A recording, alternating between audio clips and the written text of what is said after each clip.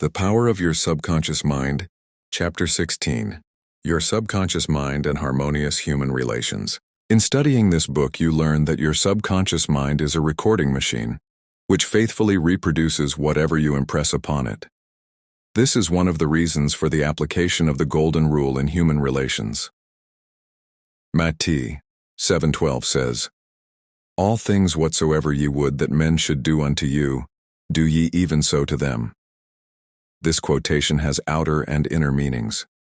You are interested in its inner meaning from the standpoint of your subconscious mind, which is, as you would that men should think about you, think you about them in like manner. As you would that men should feel about you, feel you also about them in like manner. As you would want men to act toward you, act you toward them in like manner. For example, you may be polite and courteous to someone in your office, but when his back is turned, you are very critical and resentful toward him in your mind. Such negative thoughts are highly destructive to you. It is like taking poison. You are actually taking mental poisons which rob you of vitality, enthusiasm, strength, guidance, and goodwill. These negative thoughts and emotions sink down into your subconscious and cause all kinds of difficulties and maladies in your life. The master key to happy relationships with others. Judge not that ye be not judged. For with what judgment ye judge, ye shall be judged, and with what measure ye mete, it shall be measured to you again. Matthew 7:1-2. A study of these verses and the application of the inner truths therein contained represent the real key to harmonious relations. To judge is to think, to arrive at a mental verdict or conclusion in your mind. The thought you have about the other person is your thought, because you are thinking it. Your thoughts are creative, therefore you actually create in your own experience what you think and feel about the other person. It is also true that the suggestion you give to another, you give to yourself because your mind is the creative medium. This is why it is said, "For with what judgment ye judge, ye shall be judged." When you know this law and the way your subconscious mind works, you are careful to think, feel, and act rights toward the other. These verses teach you about the emancipation of man and reveal to you the solution to your individual problems. And with what measure ye mete, it shall be measured to you again. The good you do for others comes back to you in like measure, and the evil you do returns to you by the law of your own mind. If a man cheats and deceives another, he is actually cheating and deceiving himself. His sense of guilt and mood of loss inevitably will attract loss to him in some way, at some time. His subconscious records his mental act and reacts according to the mental intention or motivation. Your subconscious mind is impersonal and unchanging, neither considering persons nor respecting religious affiliations or institutions of any kind. It is neither compassionate nor vindictive. The way you think, feel, and act toward others returns at last upon yourself. The daily headlines made him sick. Begin now to observe yourself. Observe your reactions to people, conditions, and circumstances. How do you respond to the events and news of the day? It makes no difference if all the other people were wrong and you alone were right. If the news disturbs you, it is your evil because your negative emotions robbed you of peace and harmony. A woman wrote me about her husband, saying that he goes into a rage when he reads what certain newspaper columnists write in the newspaper. She added that this constant reaction of anger and suppressed rage on his part brought on bleeding ulcers, and his physician recommended an emotional reconditioning. I invited this man to see me and I explained to him the way his mind functions, indicating how emotionally immature it was to get angry when others write articles with which he disapproves or disagrees. He began to realize that he should give the newspaper man freedom to express himself, even though the latter disagreed with him politically, religiously, or in any other way. In the same manner, the newspaper man would give him freedom to write a letter to the newspaper disagreeing with his published statements. He learned that he could disagree without being disagreeable. He awakened to the simple truth that it is never what a person says or does that affects him. It is his reaction to what is said or done that matters. This explanation was the cure for this man, and he realized that with a little practice, he could master his morning tantrums. His wife told me subsequently that he laughed at himself and also at what the columnists say. They no longer have power to disturb, annoy, and irritate him. His ulcers have disappeared due to his emotional poise and serenity. I hate women, but I like men. A private secretary was very bitter toward some of the girls in her office because they were gossiping about her, and as she said, spreading vicious lies about her. She admitted that she did not like women. She said, "I hate women, but I like men." I discovered also that she spoke to the girls who were under her in the office in a very haughty, imperious, and irritable tone of voice. She pointed out that they took a delight in making things difficult for her. There was a certain pomposity in her way of speaking, and I could see where her tone of voice would affect some people unpleasantly. If all the people in the office or factory annoy you, isn't it a possibility that the vibration, annoyance, and turmoil may be due to some subconscious pattern or mental projection from you? We know that a dog will react ferociously if you hate or fear dogs. Animals pick up your subconscious vibrations and react accordingly. Many undisciplined human beings are just as sensitive as dogs, cats, and other animals. I suggested a process of prayer to this private secretary who hated women, explaining to her that when she began to identify herself with spiritual values and commenced to affirm the truths of life, her voice, mannerisms, and hatred of women would completely disappear. She was surprised to know that the emotion of hatred shows up in a person's speech, actions, in his writings, and in all phases of his life. She ceased reacting in the typical, resentful, and angry way. She established a pattern of prayer, which she practiced regularly, systematically, and conscientiously in the office. The prayer was as follows: I think, speak, and act lovingly, quietly, and peacefully. I now radiate love, peace, tolerance, and kindliness to all the girls who criticized me and gossiped about me. I anchor my thoughts on peace, harmony, and goodwill to all. Whenever I am about to react negatively, I say firmly to myself, I am going to think, speak, and act from the standpoint of the principle of harmony, health, and peace within myself. Creative intelligence leads, rules, and guides me in all my ways. The practice of this prayer transformed her life, and she found that all criticism and annoyance ceased. The girls became co-workers and friends along life's journey. She discovered that there is no one to change but myself. His inner speech held back his promotion. One day a salesman came to see me and described his difficulties in working with the sales manager of his organization. He had been with the company 10 years and had received no promotion or recognition of any kind. He showed me his sales figures, which were greater proportionately than the other men in the territory. He said that the sales manager did not like him, that he was unjustly treated, and that at conferences the manager was rude to him, and at times ridiculed his suggestions. I explained that undoubtedly the cause was to a great degree within himself, and that his concept and belief about his superior bore witness to the reaction of this man. The measure we meet shall be measured to us again. His mental measure or concept of the sales manager was that he was mean and cantankerous. He was filled with bitterness and hostility toward the executive. On his way to work, he conducted a vigorous conversation with himself filled with criticism, mental arguments, recriminations, and denunciations of his sales manager. What he gave out mentally, he was inevitably bound to get back. This salesman realized that his inner speech was highly destructive because the intensity and force of his silent thoughts and emotions, and personally conducted mental condemnation and vilification of the sales manager, entered into his own subconscious mind. This brought about the negative response from his boss, as well as creating many other personal, physical, and emotional disorders.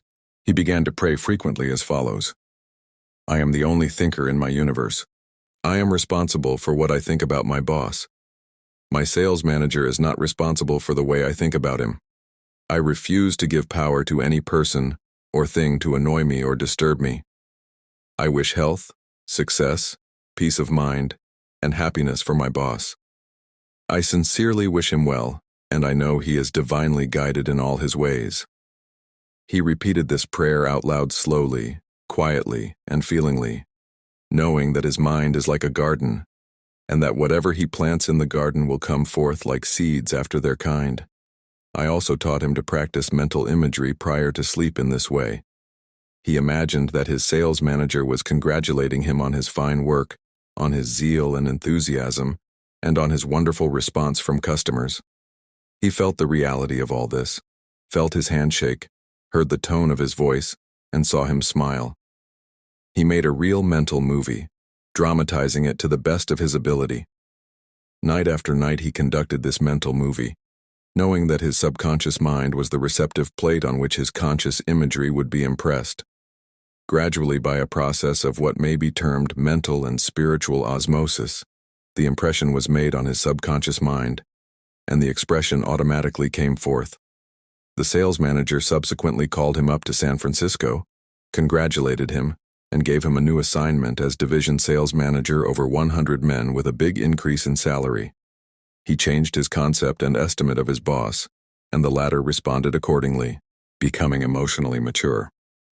What the other person says or does cannot really annoy or irritate you except you permit him to disturb you. The only way he can annoy you is through your own thought. For example, if you get angry, you have to go through 4 stages in your mind. You begin to think about what he said. You decide to get angry and generate an emotion of rage. Then, you decide to act. Perhaps, you talk back and react in kind. You see that the thought, emotion, reaction, and action all take place in your mind. When you become emotionally mature, you do not respond negatively to the criticism and resentment of others. To do so would mean that you had descended to that state of low mental vibration and become one with the negative atmosphere of the other. Identify yourself with your aim in life, and do not permit any person, place, or thing to deflect you from your inner sense of peace, tranquility, and radiant health. The meaning of love in harmonious human relations. Sigmund Freud, the Austrian founder of psychoanalysis, said that unless the personality has love, it sickens and dies. Love includes understanding, goodwill, and respect for the divinity in the other person. The more love and goodwill you emanate and exude, the more comes back to you. If you puncture the other fellow's ego and wound his estimate of himself, you cannot gain his goodwill. Recognize that every man wants to be loved and appreciated and made to feel important in the world. Realize that the other man is conscious of his true worth, and that, like yourself, he feels the dignity of being an expression of the one life principle animating all men. As you do this consciously and knowingly, you build the other person up, and he returns your love and goodwill. He hated audiences. An actor told me that the audience booed and hissed him on his first appearance on the stage. He added that the play was badly written, and that undoubtedly he did not play a good role. He admitted openly to me that for months afterward he hated audiences. He called them dopes, dummies, stupid, ignorant, gullible, etc. He quit the stage in disgust and went to work in a drugstore for a year. One day, a friend invited him to hear a lecture in Town Hall, New York City, on how to get along with ourselves. This lecture changed his life. He went back to the stage and began to pray sincerely for the audience and himself. He poured out love and goodwill every night before appearing on the stage.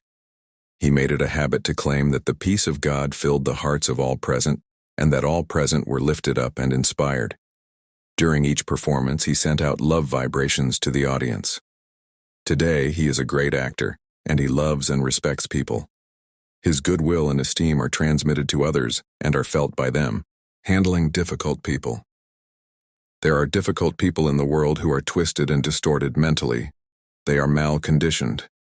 Many are mental delinquents, argumentative, uncooperative, cantankerous, cynical, and sour on life. They are sick psychologically. Many people have deformed and distorted minds, probably warped during childhood. Many have congenital deformities. You would not condemn a person who had tuberculosis, nor should you condemn a person who is mentally ill. No one, for example, hates or resents a hunchback. There are many mental hunchbacks. You should have compassion and understanding. To understand all is to forgive all. Misery loves company. The hateful, frustrated, distorted, and twisted personality is out of tune with the infinite. He resents those who are peaceful, happy, and joyous. Usually he criticizes, condemns, and vilifies those who have been very good and kind to him. His attitude is this: why should they be so happy when he is so miserable? He wants to drag them down to his own level. Misery loves company. When you understand this, you remain unmoved, calm, and dispassionate. The practice of empathy in human relations. A girl visited me recently stating that she hated another girl in her office. She gave as her reason that the other girl was prettier, happier, and wealthier than she, and in addition, was engaged to the boss of the company where they worked. One day after the marriage had taken place, the crippled daughter, by a former marriage of the woman whom she hated, came into the office. The child put her arms around her mother and said, "Mommy, Mommy, I love my new daddy, look what he gave me." She showed her mother a wonderful new toy. She said to me, "My heart went out to that little girl, and I knew how happy she must feel. I got a vision of how happy this woman was. All of a sudden I felt love for her, and I went into the office and wished her all the happiness in the world, and I meant it." In psychological circles today, this is called empathy, which simply means the imaginative projection of your mental attitude into that of another. She projected her mental mood or the feeling of her heart into that of the other woman, and began to think and look out through the other woman's brain. She was actually thinking and feeling as the other woman, and also as the child, because she likewise had projected herself into the mind of the child. She was looking out from that vantage point on the child's mother. If tempted to injure or think ill of another, project yourself mentally into the mind of Moses and think from the standpoint of the 10 Commandments. If you are prone to be envious, jealous, or angry, project yourself into the mind of Jesus and think from that standpoint, and you will feel the truth of the words, "Love ye one another." Appeasement never wins. Do not permit people to take advantage of you and gain their point by temper tantrums, crying jags, or so-called heart attacks. These people are dictators who try to enslave you and make you do their bidding. Be firm but kind, and refuse to yield. Appeasement never wins. Refuse to contribute to their delinquency, selfishness, and possessiveness. Remember, do that which is right. You are here to fulfill your ideal and remain true to the eternal verities and spiritual values of life which are eternal. Give no one in all the world the power to deflect you from your goal, your aim in life, which is to express your hidden talents to the world, to serve humanity, and to reveal more and more of God's wisdom, truth, and beauty to all people in the world. Remain true to your ideal. Know definitely and absolutely that whatever contributes to your peace, happiness, and fulfillment must of necessity bless all men who walk the earth. The harmony of the part is the harmony of the whole, for the whole is in the part, and the part is in the whole. All you owe the other, as Paul says, is love. And love is the fulfilling of the law of health, happiness, and peace of mind. Profitable pointers in human relations. 1. Your subconscious mind is a recording machine which reproduces your habitual thinking. Think good of the other, and you are actually thinking good about yourself. 2. A hateful or resentful thought is a mental poison. Do not think ill of another, for to do so is to think ill of yourself. You are the only thinker in your universe, and your thoughts are creative. 3. Your mind is a creative medium. Therefore, what you think and feel about the other, you are bringing to pass in your own experience. This is the psychological meaning of the Golden Rule. As you would that man should think about you, think you about them in the same manner. 4. To cheat, rob, or defraud another brings lack, loss, and limitation to yourself. Your subconscious mind records your inner motivations, thoughts, and feelings. These being of a negative nature, loss, limitation, and trouble come to you in countless ways. Actually, what you do to the other, you are doing to yourself. 5. The good you do, the kindness proffered, the love and goodwill you send forth will all come back to you multiplied in many ways. 6. You are the only thinker in your world. You are responsible for the way you think about the other. Remember, the other person is not responsible for the way you think about him. Your thoughts are reproduced. What are you thinking now about the other fellow? 7. Become emotionally mature and permit other people to differ from you. They have a perfect right to disagree with you, and you have the same freedom to disagree with them. You can disagree without being disagreeable. 8. Animals pick up your fear vibrations and snap at you. If you love animals, they will never attack you. Many undisciplined human beings are just as sensitive as dogs, cats, and other animals. 9. Your inner speech representing your silent thoughts and feelings is experienced in the reactions of others toward you. 10. Wish for the other what you wish for yourself. This is the key to harmonious human relations. 11. Change your concept and estimate of your employer. Feel and know he is practicing the golden rule and the law of love, and he will respond accordingly. 12. The other person cannot annoy you or irritate you except you permit him. Your thought is creative. You can bless him. If someone calls you a skunk, you have the freedom to say to the other, God's peace fills your soul. 13. Love is the answer to getting along with others. Love is understanding, goodwill, and respecting the divinity of the other. 14. You would not hate a hunchback or cripple. You would have compassion. Have compassion and understanding for mental hunchbacks who have been conditioned negatively. To understand all is to forgive all. 15. Rejoice in the success, promotion, and good fortune of the other. In doing so, you attract good fortune to yourself. 16. Never yield to emotional scenes and tantrums of others. Appeasement never wins. Do not be a doormat. Adhere to that which is right. Stick to your ideal, knowing that the mental outlook which gives you peace, happiness, and joy is right, good, and true. What blesses you, blesses all. 18. All you owe any person in the world is love, and love is wishing for everyone what you wish for yourself, health, happiness, and all the blessings of life.